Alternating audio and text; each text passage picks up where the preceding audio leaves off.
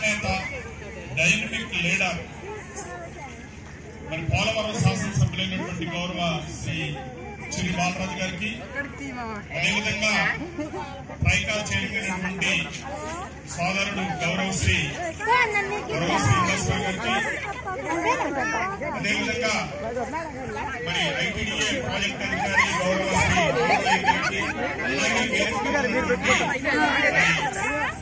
గారికి, నాయకులు, ప్రజాప్రతినిధులు, పత్రికా విలేకరులు వీరందరూ కూడా పేరు పేరున నమస్కారాలు తెలియజేస్తున్నానండి. మరి ఈ కార్యక్రమానికి వచ్చేసినటువంటి మరి ఆదివాసీ బిడ్డలందరూ కూడా నా నమస్కారాలు తెలియజేస్తున్నాను. ముఖ్యంగా నాకు ఇచ్చినటువంటి అంశం ఆదివాసీ సంస్కృతి సాంప్రదాయాలు. మన సంస్కృతి సాంప్రదాయాలు ఇప్పుడుండే యువతరానికి మన యొక్క సంస్కృతి సాంప్రదాయాలు మరి చాలా వరకు తెలియదని నేను అనుకుంటున్నాను. ఎందుకంటే మేము మరి సంస్కృతి సాంప్రదాయాలని పల్లెటూరుల్లో మన గ్రామాల్లో ఖచ్చితంగా పాటించేవాడండి. ఒక ఆచార ప్రకారంగానే ఉండేవాడు. ఒక కట్టుబాటు ఉండేది. ప్రతి గ్రామానికి ఒక కట్టుబాటు ఉండేది.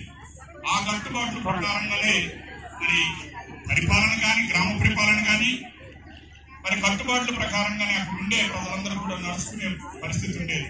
ఇవాళ పరిస్థితి చూస్తే మరి ఆ పరిస్థితి దాటిపోయేదేమో, చేయి దాటిపోయేదేమో. అందుకనే దాని కాకిమధు గారు అన్నట్టు, మరి మన సీను గారు అన్నట్టు, మరి వీళ్ళందరూ చెప్పినట్టు మనం అన్నింటికి అధిగమించి ముందుకు వెళ్ళిపోతున్నామేమో అని అనిపిస్తుంది. మరి ఇవాళ ఆదివాసీ బిడ్డలంటే చాలా అమాయకులు. వీళ్ళు ఎక్కడ నివసిస్తారయ్యా అంటే అడవులలోనే నిలుస్తారు. ఇవాళ ప్రతి ఒక్కరం కూడా అడవికి దూరంగా ఉన్నాం. అడవి బిడ్డలమైన, ఆదివాసీ బిడ్డలమైన అడవికి దూరంగా ఉన్నామంటే ఇవాళ అన్ని రకాల కూడా డెవలప్ అవుతున్నాం. డెవలప్ కాకూడదు అనేది నా ఉద్దేశం కాదు. డెవలప్ అవ్వాలి, కానీ ఆచార వ్యవహారాలని, సాంస్కృతిక సాంప్రదాయాలను వదిలిపెట్టకూడదు. సాంస్కృతిక